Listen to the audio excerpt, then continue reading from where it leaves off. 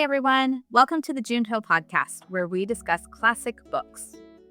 Today I'm with Adalyn and Esther, and we're talking about C.S. Lewis's book, Till We Have Faces, chapters 18 and 19. C.S. Lewis brings up some very interesting topics for us today, like identity fragmentation, love versus logic, and the strangest quote in the whole book, which compares killing a man to losing one's virginity. It's a very interesting topic. Also, today we have a new freebie for you. We wrote down our list of top 10 favorite books and compiled them together into one list, including why we love them. And you can get that freebie at growingfruitfulfamilies.com under the Classic Book Podcast link. So let's get into this very interesting conversation. Adalyn, will you tell us what happened in these chapters? Okay, so there's this duel, like, kind of in the background for the whole first chapter. Like, it's this preparation behind it. While they're looking through all this armor, they're ravaging through the king's personal armory. The king dies! And the fox is like, oh, well, he's dead. And they just go back to looking. They're like, oh, so sad. Give us 1 second. We'll be out of here and the people can prepare the body. And they're very just unfazed. Then in the next chapter, this duel happens. And she goes out and she fights Prince Argan and wins. And she kills him. And the way she phrases it was crazy. It was like she wondered if this is what it felt like when women lost their virginity, because she lost a part of herself. And I was like freaked out. Me too. Yes. So I was like, whoa, what does that mean? It took me a solid minute or so to get past it. Anyways, so then there's this big feast and she gets drunk and kind of is happy about her sadness. I don't know how else to phrase that. And she says that she killed Prince Argan, and so she needs to kill Orual too. And now she's the queen, so. I can't believe that she said the last and happiest time of her life was right before she got drunk. Everyone was going back to the castle and was happy about her. And then Bardia's wife went into labor, and a servant came up and told Bardia, hey, your wife's going into labor. Will you come? And he's like, oh, sorry, queen. Basically, the day's work is done, and so can he go home and take care of his wife while she's having her baby? And Orual gets really mad about that, because she's like, that's all I am. I'm just a piece of work. I was so mad at her. Oh my. I was like, are you serious right now? The man wants to go home because his wife's in labor and you're mad about it? She's messed up. Also, her little fantasies. Oh, if only I was Bardia's wife, and then I would be mother to, our child would be Psyche. It's this crazy messed up fantasy. Yeah, when I started reading that, I was like, oh, is she drunk? And then the next line was, I was drunk. I mean, you were clearly not thinking. The fantasy is so bizarre because it's a fantasy of what could have been maybe in the past, not even like seeing a single man and be like, what if we get married and have a baby? It's seeing a man who's already married, thinking about having a child who's already been born. I don't know what she wants in life, but I think she wants everybody to care about her. But she thinks horribly about marriage in general, but yet she fantasizes about it all the time. And I don't understand it. Because everyone in her life that she thinks should be caring about her is married to someone else and thinks about them. So like Bardia to his wife, Psyche to her husband. Okay. Even the fox. She frees the fox from slavery, and he is very excited to go home to Greece. And apparently he has a family, but Orual is like, why would he ever want to leave me? He was the only thing I have. And the fox eventually comes back when he sees that she's upset, and he's like, oh no, I just won't go because it's been so long. My daughter's probably married off and my sons don't even remember me. So what's the point in going back? And Orual says she's very selfish and being very happy because instead of encouraging him to go, she just accepts him back. She thinks she should be spouse to the world almost. Everyone should only care about her. Right. That's not true. What's annoying is people actually do love her, but in a sensible, reasonable way, but it's just not enough.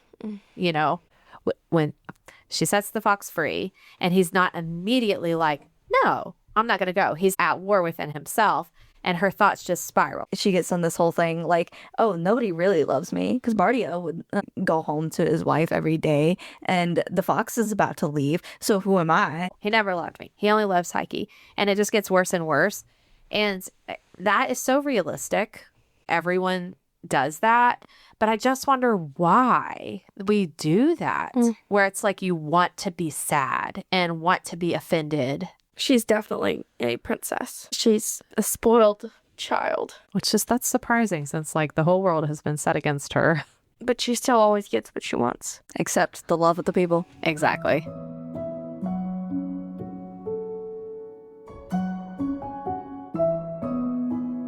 You don't want to talk about the phrase, I wonder if this was what it was like for a woman to lose her virginity. Oh, yeah. Like when she killed somebody.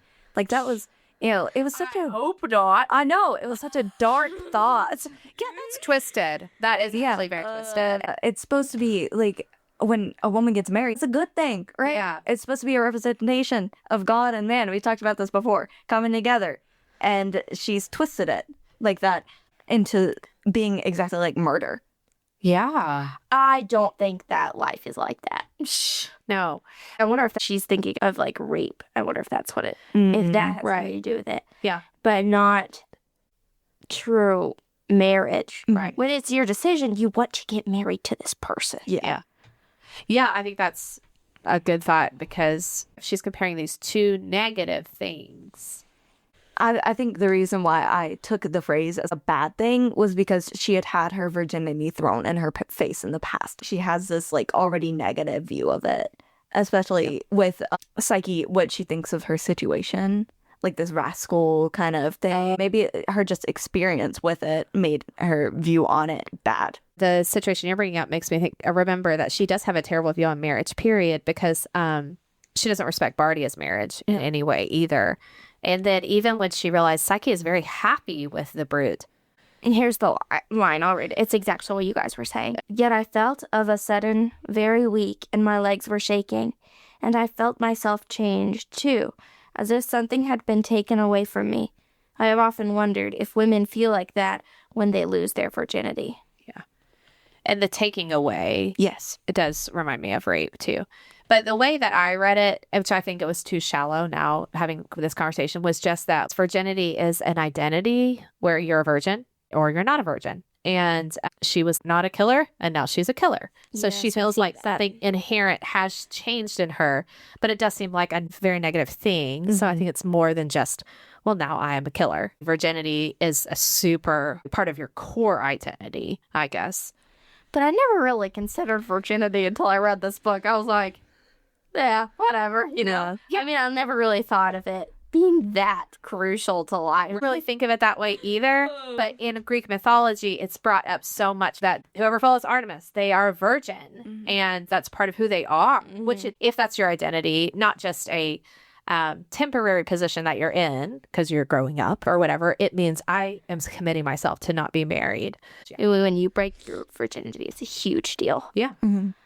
A metaphor of virginity is a very intentional thing to say. Yes. So I feel like C.S. Lewis definitely was getting at something deeper there. Yeah. And shock value. Like, that's not like a common thing. You're supposed to be like, what? And why? Yes. It's weird. I mean, I don't know yet. I mean, when people get engaged, they're not committing to a duel to be killed. It's very different. Yeah. I don't know. It'll be interesting. Since the comment came from Orual, we don't think, well, this is true. We think, this is true. Because she's messed up on a lot of things. And she's probably messed up on this one. C.S. Lewis doesn't think that. No. So what makes Arnon different from the old priest? Yeah, I wondered the same thing. Because she likes him. Which I know there was a part where she said when he came into the room all dressed up as the priest, she didn't fear him because he was just plain old Arnon. He didn't have the scent of Ungit, is what she said. He gets along with the fox, Yes. too. I like what you're saying. He's not really otherworldly. He's more like a down-to-earth politician is what it sounds like. Definitely see, but I don't think he's best for a priest. Like, Yeah. you know, but especially once you see this old haunting priest, then you're like, oh, that's what that priest should be like. But he's not. He is just this normal guy.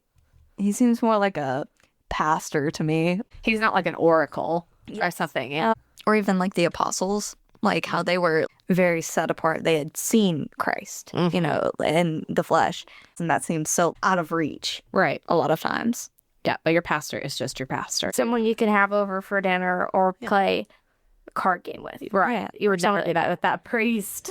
Honestly, Arizon seems like you could. Oh, Yes, definitely. but the first priest, Yeah. hey, do you want to play Uno? I want to kind of talk about the insignificance of the king's death. Oh, Like, we were all prepared for this. Finally, he's dead. Now we can actually rule this kingdom greatly. He just died, and nobody cared that much. But I would expect some sense of respect, some royal funeral. yeah. Even if you have a very broken relationship with your dad, when he dies, you'll be very sad, even over the brokenness in your relationship. It's never like, okay, moving on. And they even call him a thing. Yes. Thing on the bed. Is that how you talk about your dad? No. See, I'm wondering, why did the king die when he saw a girl go through his treasury? Basically, he died because he didn't like girls and he was scared of them.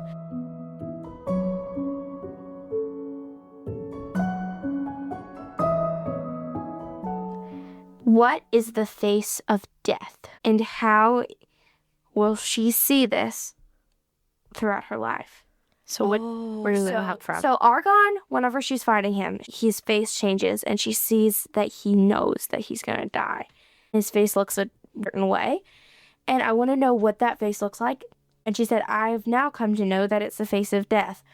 And I was wondering how many other people she's going to kill. But she said he looked frantic for life. So just a ferociousness. Like, if I don't do something, I'm going to die. And the desperation, like an animal backed into a corner, I think is the face of death. It's the instinct taking over. It's a fight or flight kind of instinct. Mm-hmm. A few years ago, I read the book, The Art of War. And it's like a really old book from China, thousands of years old. Yes. And one of the things he said was basically never back your enemy into a corner, because they fight so hard when they know they're dying that they will conquer you. So you basically want to surround them, but give them a way out. I thought that was a really interesting strategy. You actually don't want to lock them in, because it riles up this instinct to live. You want them to have one way out so that you win, but they can escape. Do you think she's going to be a butcher queen to her people? Has Orual become the villain? Mm-hmm. Yes, she has Been the villain the whole time. And I used to love her. Yeah. I know. It's a tragedy. You know, she had a fall. So she takes on this role of, I am queen, I am not Orual. What does that mean to her? Orual is kind of like killing her old self off slowly, and she's becoming this character. She calls herself the queen. She'll say like, oh, Orual was really coming out in that part of me, or this was fully the queen saying this. In her moments of passion, she refers to herself as Orual. She thinks the queen is unfeeling. She's this strong tower of defense. She's not going to let anybody in, and it's this very strong figure. But Orual is not. That reminds me of her saying, like, she wasn't going to sweeten the waters, she was going to dam up the bitter waters. So maybe the queen is the dammed up of emotion. I do not like how she divided herself into parts. I was like 75% queen and 25% Orual. And I think it's a very unhealthy view of yourself. Mm-hmm. I agree. So maybe would you say it's emotion versus logic? Yeah. The Would you say queen that? is not logical. And anyway, she's just pure selfishness. Well, she's very diplomatic, though. She was making decisions as a leader. Remember when the priest and Fox and Orual were talking about the piece of land And Orual realized, very quickly that I can make peace between the priests and the kingdom. This is a good thing. I need to make a good decision. That's queenly thinking in strategy and diplomacy. So I don't think she's just selfish. I really think she works for the good of her people. That's what she thinks a queen should do. It may be for selfish motives. I'm not saying she loves people, because she clearly doesn't. But I'm guessing maybe queen to her means that logical strategy, and Orual is her true feelings. Your emotions come into your logic a lot. Yeah. Because it changes the way you are logical. Right. And I guess it may not be logical to run and face an enemy while your best friend's dying. It's an interesting question to say, is logic emotional? I've always viewed it as something that is pure factual and not feeling. So based off of all of this data, what is the next step that would make the most sense? Yesterday, when we read the myth about Euryalus and Nisus, and Euryalus is a young man. He is about to be killed. So should Nisus go and complete his mission, or should he go and try to protect the young man? And he decides, I'm protecting the young man. So it's interesting. Was that a logical decision? And in some ways you would say no, but it depends on your logic. Because if your logic is, it is my duty to protect my friend over my mission, well, that's logic too. What I'm trying to say is our emotions do determine our logic. Or emotions might not be the right word. It may be like our values. I don't know. It's very interesting to think. You really can't separate logic from emotion or loves. Logic versus loves. You can't do that. Because you have to have an original thought. Right. What are you basing your logic on? On your selfishness, on your selflessness, on your value for people. What is it? Right. So I guess to be logical would be to do the best strategy for the end goal. But what that end goal is determined by something else, not logic. Yeah. By love. I feel like she's trying to separate logic and feeling, and it's not going to work. Like, that's why she constantly is trying to maintain this queen facade. And Orual comes out because she does have this feeling behind the logic. Yeah. And so no matter how frustrated she gets with herself by doing that, it's not going to work to stuff all those emotions down. Right. Because then she can't make a decision at all. Yeah. The way forward is not to ignore Orual. And she needs to be the Queen Orual, like one person. That reminds me back of the topic of her getting drunk and how she viewed her thoughts during that time. I think that Fascinating. Yeah, that is what I have heard. It's not that when you're drunk, you don't feel sad. It's that you feel justified in your sadness. So it's like a balm to your soul, a really unhealthy one. It's like a Band-Aid when you need a bandage, I've never been drunk, but Good job, 14-year-old. wow, I know. Oh, it's so awesome. No joking. Yeah. So I've never been drunk, but her view is not what I would have thought. I would have thought that you just fell asleep, or your head started spinning and you couldn't think straight, or I don't know what. Or in being numb, like you don't feel as much, but it doesn't make you happy. Sometimes that has the opposite effect. It makes you very sad. Right. The sadness is there. I guess it helps you feel like more of a victim, and in like a poetic way. Why don't we be happy that Bardia is having a kid? Well, I am concerned about that because, oh dear, he said she was entering into labor early. Oh. And so I'm like, oh no, I bet she's going to die. Yeah, Well, the baby very well might die. See, if she had the proper view of relationships, she would appreciate Bardia's work and his loyalty to her and then be like, go home to your wife. My goodness. She does give him the ring. Yes, she does. The ring of protection as an offering to Unget. So. Yeah. But her heart's not in it. Like Esther said, she kind of wants everyone to be married to her. Yes. And it's ruins the relationship. Yeah, I was very surprised, actually, she had emotional feelings for him because I thought he was old. I did too, but he's having a kid. I know, so I guess he's actually not old. I imagined her like 20s probably, and he's like 40 something. Me too. Because he's got a wife and he's got a kid. Yeah. So I guess he's more like 30s probably. Me too. Maybe Psyche and her husband are like the opposite of Orual with all her relationships. So maybe they'll be the happy love story. I love you no matter what. But But I don't think we're ever gonna see them again. What? I don't think so either. Maybe she'll go back and see Psyche all happy again, but they're gonna have like some major falling out still. Or she'll never meet Cupid or Shadowbrook, and she'll never like actually have this happiness. And that's why the book is so sad. That's why she's accusing the gods. That's terrible. I'm persuaded that the gods are not that bad because she keeps blaming the gods for everything, but she's not looking at what she's done. She thinks that it's all the gods' fault because the palace came down, but she was the one who stabbed herself and made Psyche go and see who her husband was. Right. And that probably ruined Psyche's life for at least a little while. It's all Orual's fault. Yeah, she's All of it. right. She's accusing the gods, but it's not their fault. No. The gods have been merciful. They gave her Psyche. They gave her a queenship. And she's not doing what's right with it. And they even gave her a vision of the palace. Yes. That she ignored. I thought it was very ironic when the fox, he apologized for getting emotional. And he was like, love has to be free. I'm sorry. He said, I was wrong to weep and beg and try to force you by your love. Love is not a thing to be so used. And that's literally what Orual did. Use Psyche's love to make her do something she didn't want to do. It's hard for me to read a book where the main character is so rotten. It's a really good way of getting into the psychology of humanity, is having your main character kind of turn south. And it's from her perspective, so we get her thoughts. And that's what is so fun to think through. I've read books like this before, and so I think I enjoy them a lot more.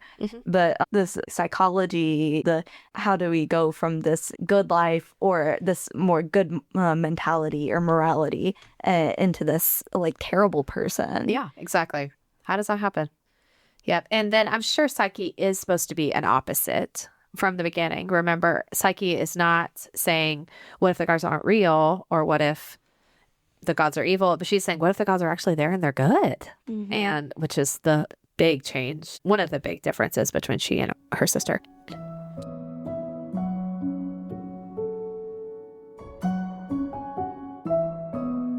Any other ideas on why the title is Till We Have Faces? Because she has no face. She's got the veil now. Yep.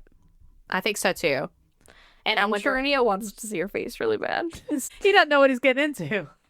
Yeah, you should wait till you get married first. Oh, dear. I wonder if one day she will take that veil off. Because it's till we have faces, not till we veil ourselves till the end of the book. Questions or predictions? I am going to predict that Psyche and her husband reunite. And he is shown to be the man we've all been looking for. And it's going to be amazing. And if that does not happen, I'm going to write my own book where that does happen. The fox is going to die. What? It says on the first beginning of the book. Oh, yeah. Nobody loves me. Nobody's alive. You know what? I mean, she's old though. Maybe everybody lives and she just doesn't think anybody loves her. Because that's kind of how it is. No one loves me. Nobody cares about me. She's wrong. Poobie's going to die. Oh, my goodness. She's so nice. She's so cute. And Mama thinks that Bardia's wife and or baby is going to die. Yeah. It'd be terrible if they both die. Yeah, but that's likely. I think Adalyn's correct. That was fun. You never know what will come up when you talk about books, right? Don't forget our freebie. You can get the list of our favorite books at growingfruitfulfamilies.com. Next time, we'll come together to discuss chapters 20 and 21. So we'll see you then.